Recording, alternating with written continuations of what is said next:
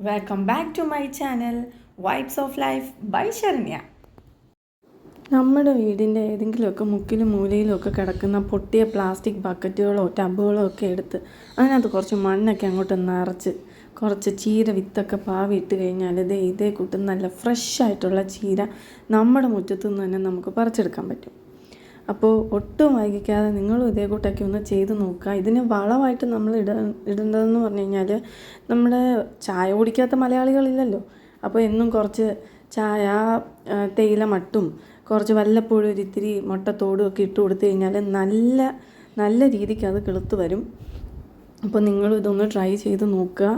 നമുക്ക് നമ്മുടെ കുഞ്ഞു മക്കൾക്കൊക്കെ ഒരു തരത്തിലുള്ള വിഷവും കലർത്താത്ത നല്ല ഫുഡ് കൊടുക്കാൻ ആഗ്രഹിക്കുന്നവരാണ് നമ്മളൊക്കെ. അപ്പോൾ നിങ്ങൾ ഇതൊന്ന് ട്രൈ ചെയ്ത് നോക്കുക. Thanks for watching. Don't forget to subscribe my channel. By.